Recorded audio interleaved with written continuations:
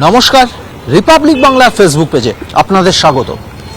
পার্থ চট্টোপাধ্যায় রাজ্যের প্রাক্তন শিক্ষামন্ত্রী নিয়োগ দুর্নীতি মামলায় ইডির হাতে প্রথম অ্যারেস্ট।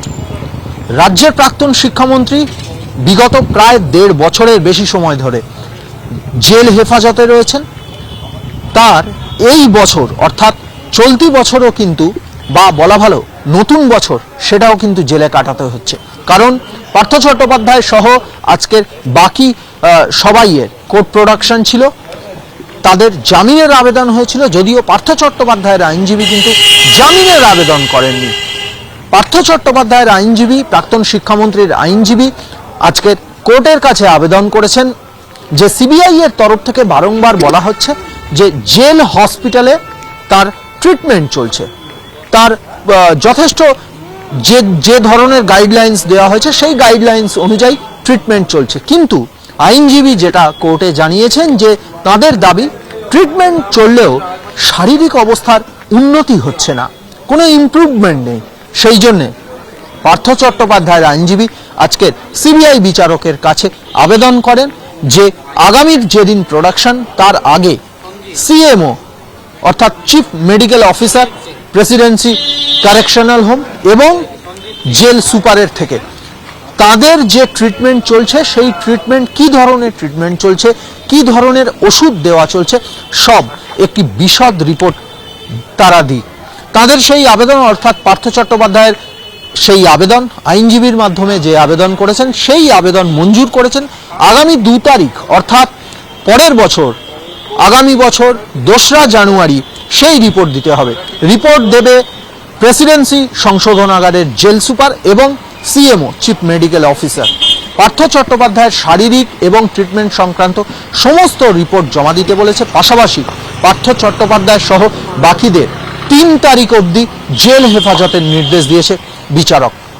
বিচারক আজকে শুনানিতে সিবিআই এর প্রতিও কিছুটা রুষ্ট হয়েছেন, কারণ আজকের সওয়াল জবাবে যখন এসপি সিনহা আর এক অভিযুক্ত শুধু নয় আর এক জেলবন্দি প্রাক্তন শিক্ষা পদাধিকারী, এই এসপি সিনহার হয়ে যখন আইনজীবী সওয়াল করছিলেন তখন জাজ অর্থাৎ বিচারক তিনি জানতে চান যে এই যে তদন্ত চলছে, তদন্তের অগ্রগতি আরও গতিতে এগোচ্ছে বা তদন্তের খাতিরে এই এসপি সিনহা সহ বাকিদেরকে তাদের কাস্টাডিতে আরও প্রয়োজন, কিন্তু তদন্ত রিপোর্টটা কতদূর এগিয়েছে, তদন্ত কতদূর এগিয়েছে, সেক্ষেত্রে এই কেসের যিনি ইনভেস্টিগেটিং অফিসার, তদন্তকারী যিনি আধিকারিক, তার খোঁজ করেন বিচারক, কিন্তু তদন্তকারী আধিকারিক আজকের আসেননি, যার ফলে বিচারক কিছুটা রুষ্ট হয়েছে।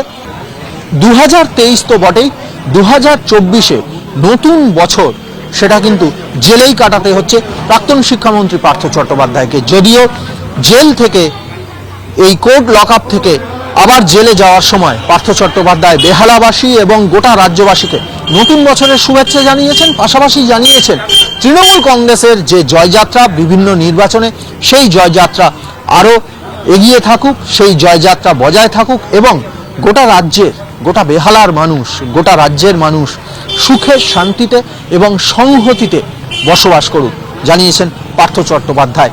অর্থাৎ 3রা জানুয়ারি অবধি জেল হেফাজত, তার মানে 2023 শুধু নয় 2024-এর যে নতুন বছর সেই নতুন বছরও জেলেই কাটাতে হচ্ছে রাজ্যের প্রাক্তন শিক্ষামন্ত্রী, শিক্ষক নিয়োগ দুর্নীতি মামলায় গ্রেপ্তার পার্থ চট্টোপাধ্যায়কে। এই সমস্ত খবর, এই বিষয়ের প্রত্যেকটি আপডেট জানতে চোখ রাখুন রিপাবলিক বাংলা, চোখ রাখুন রিপাবলিক বাংলা ডিজিটাল।